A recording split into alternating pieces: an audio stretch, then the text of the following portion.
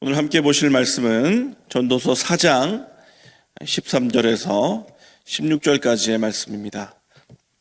전도서 4장 13절에서 16절까지의 말씀, 구약 952면에 있습니다. 4장 13절에서 16절까지의 말씀 제가 먼저 읽겠습니다.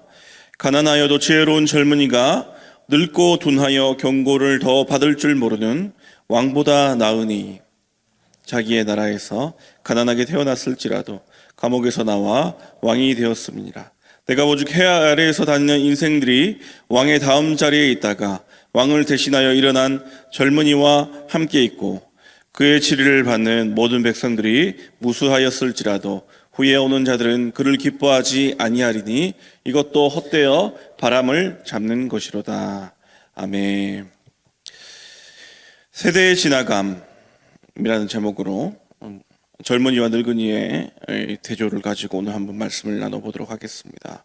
메소포타미아 수메르 전투판에도, 이집트 피라미드 내벽에도, 고대 철학자 소크라테스도 남긴 글에 동일한 내용의 글귀가 있다고 합니다.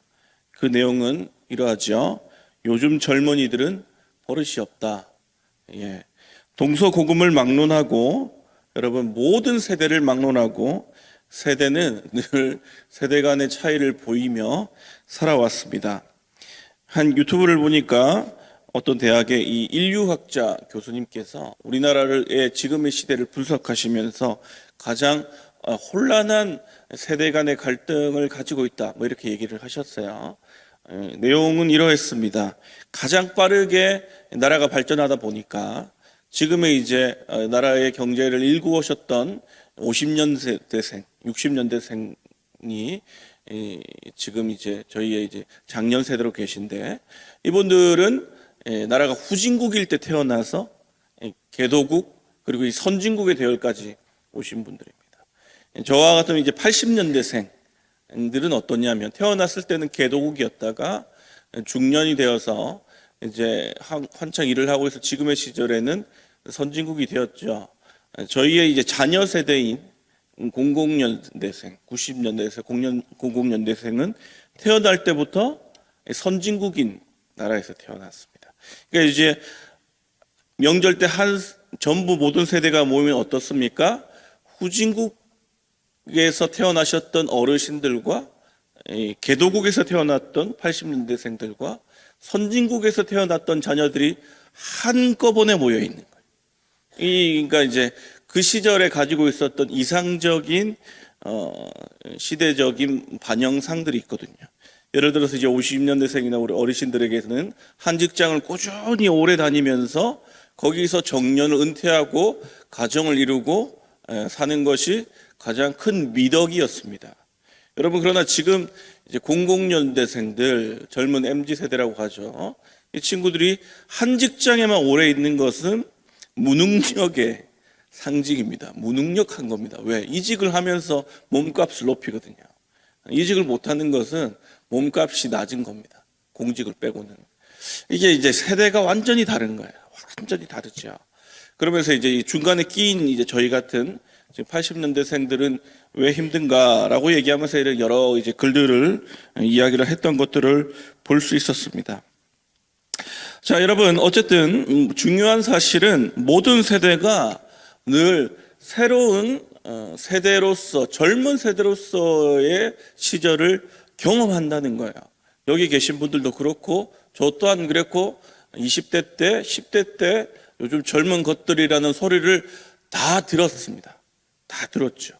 그러나 어떻게 됩니까? 모든 젊은 세대들은 늘 새로운 세대의 옴을 부정할 수가 없고 그들을 막을 수가 없는 것이죠. 새로운 세대였지만 구세대로 모든 세대는 밀려가게 되어 있고, 우리의 자녀들은 다시금 새로운 세대로서 올라오게 되어 있습니다. 오늘 말씀에도 보니까 이 지혜로운, 가난하고도 지혜로운 젊은이와 늙고 둔하여 경고를 받을 수 없는 왕을 이렇게 이제 대조를 시키는 것을 볼 수가 있습니다. 이 전도서가 주제가 참 다양하죠. 너무 다양하죠. 그러면서 오늘 원래 이제 성경은 자주 얘기할 때 늙고 지혜로운 어르신들에 대해서 많이 이야기를 하는데, 오늘 본문은 특이하게도 늙었는데 둔해졌고 경고를 받지 못하는 지혜 없는 왕을 이야기하고 있는 것이죠. 그러니까 여러분, 이 말은 무엇이냐면, 늙고 둔해서 지혜 없는 늙은 분들은 자리를 떠나십시오, 이런 얘기가 아닙니다. 자, 보세요. 13절에 나와 있는 가난하여도 지혜로운 젊은이는 실존하는 인물이 아닙니다. 아마도 실존하는 인물이 아니고, 여기에 주인공은 누구냐면요, 늙고 둔하여 경고를 받을 줄 모르는 왕이에요. 여러분, 이분이 여기에 주인공입니다. 이분이 어떤 분이었냐면 14절을 보십시오.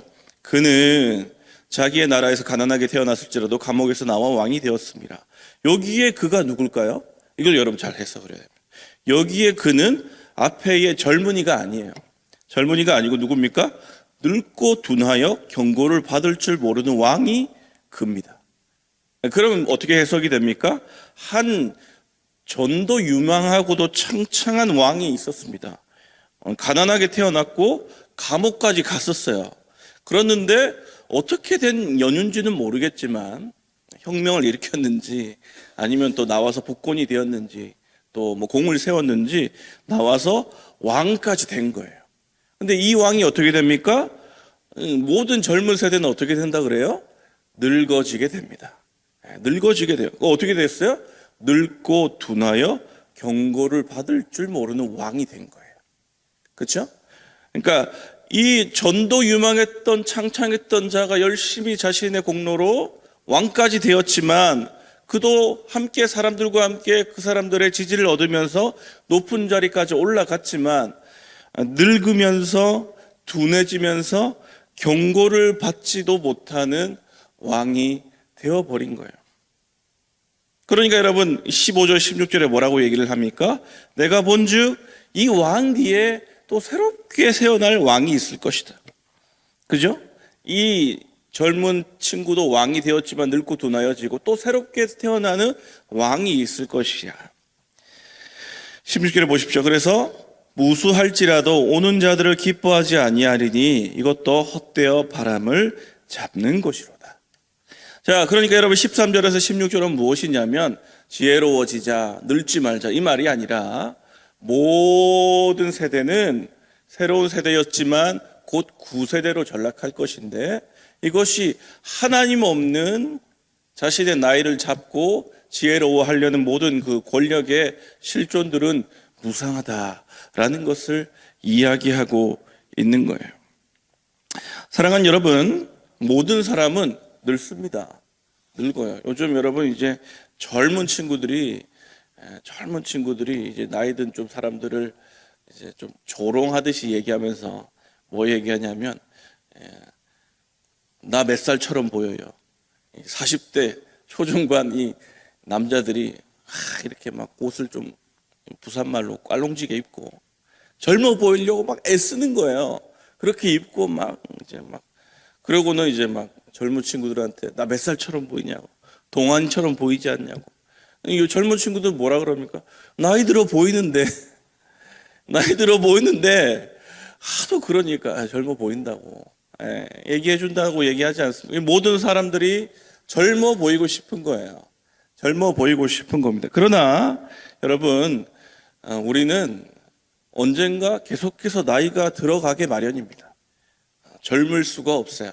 우리 또 어르신들도 계시고 선배님들도 계신데 다 각자의 나이에서 늙어가게 마련입니다. 그러므로 우리가 오늘의 말씀에서 우리가 어떠한 나이를 지나가든 간에, 어떠한 시대를 지나가든 간에 함양해야 될 지혜로움이 있다는 거예요. 지혜로움이 있다는 것입니다. 그것이 무엇입니까? 이 13절에 나오는데요. 여러분 이제 읽어보셨겠지만 13절만 한 번 더 읽어보도록 하겠습니다. 시작. 가난하여도 지혜로운 젊은이가 늙고 둔하여 경고를 더 받을 줄 모르는 왕보다 나으니. 지혜로움과 지혜로운 젊은이와 늙은 왕을 대조하면서 지혜로움에 반대되는 것을 오늘 이 솔로몬이 얘기하는데, 그것이 뭐냐면 경고를 받을 줄 모른다, 이렇게 얘기를 하고 있어요. 그 말은 뭡니까? 조금 이제 새 번역이나 쉬운 성경을 보면은 충고를 받을 줄 모른다. 다른 말로 무슨 말입니까? 다른 사람의 말을 경청할 줄 모르는 사람을 지혜 없음으로 이야기하고 있습니다. 다른 말로 말하면 무엇입니까? 젊어서 다 지혜로운 게 아니라 젊든지 나이가 들었든지 다른 사람들의 말에 귀를 기울일 수 있는 사람이 지혜롭다라고 지금 전도서 기자는 이야기하고 있는 거예요. 여기서 우리가 잘 알고 있는 솔로몬 왕의 기도를 한번 기억해 봐야 됩니다. 왕상 3장 9절에 보면은 그가 하나님 앞에 1000번째 제사를 드리면서 무엇을 하나님께 구합니까?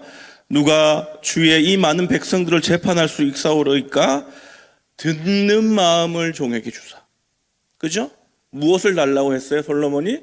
듣는 마음, 백성들의 그 모든 상소와 신하들의 모든 충고를 들을 수 있는 마음을 종에게 주어서 주의 백성을 재판하여 선악을 분별할 수 있도록 하여 주옵소서. 이렇게 얘기를 했어요.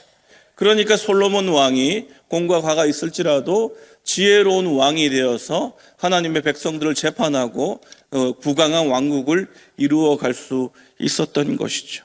사랑하는 여러분, 그러므로 오늘의 말씀에 우리가 함께 한번 생각해 보아야 할 것은 우리가 나이가 들었든지 젊든지 계속해서 우리의 삶을 살아갈 때에 과연 우리가 주위의 사람들의 말에, 그리고 나를 사랑해 주는 사람들의 말에, 더 나아가서 제일 힘들고 어렵겠지만 나를 비판하려는 사람들의 말까지도 경청할 수 있는가? 그들의 말에 내가 듣고 하나님 허락하시는 지혜로 말미암아 나의 삶을 반추하며 인지할 수 있는가? 여러분, 이것이 하나님의 오늘 말씀을 듣는 자들에게 있어서의 가장 중요한 주제가 아닐까 싶습니다. 하나님은 여러분에게 말씀하시고 여러분의 음성을 들으시거든요.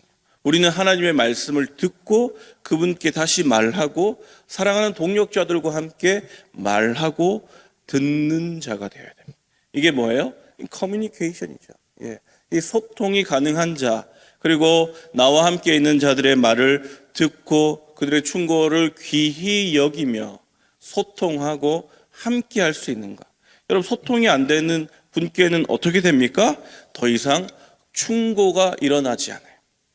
그러면 여러분, 그 지혜 없는 분들은 뭐라고 얘기하시냐면 저에게는 들을 게 별로 없어요. 저는 완벽하니까. 그 말이 아니라 충고를 해도 소용이 없기 때문에 말을 안 하는 겁니다. 사랑하는 여러분, 말씀을 정리하도록 하겠습니다. 오늘 거룩한 주일로서 함께 예배드리며 사랑하는 믿음의 동역자들과 함께 또 함께 소통하며 교제할 것인데요. 우리가 믿음의 삶을 살아가면서 사랑하는 이들의, 더 나아가서 나를 비판하는 이들의 음성에까지도 들을 수 있고 경청할 수 있는가? 그들의 음성에 내가 충고를 귀히 듣고 나의 삶을 바꿀 수 있는 지혜로운 자인가 생각하시며 믿음으로 살아가는 여러분 되시기를 예수 그리스도의 이름으로 축복합니다. 제가 기도하고 각자의 기도를 하시다가 오늘 거룩한 주일을 맞이하도록 하겠습니다. 하나님, 감사합니다. 늙고 둔하여져서 경고를 받지 못하는 지혜 없는 자가 되지 않고 하나님, 우리의 늘 귀를 열어 우리에게 말씀하시는 하나님의 음성을 듣고 우리에게 충고하는 사랑하는 동역자들의 음성에 귀 기울여 나의 삶을 지혜롭게 영위해 나가는 하나님의 백성 될 수 있도록 함께 하시고 인도하여 주시옵소서. 거룩한 주일입니다. 하나님 앞에서 더욱더 우리가 예배드릴 때에 감사함으로 엎드릴 수 있는 주의 백성 될 수 있도록 함께 하시고 인도하여 주시옵소서. 감사드리며 우리 구주 예수 그리스도의 이름으로 기도드리옵나이다. 아멘.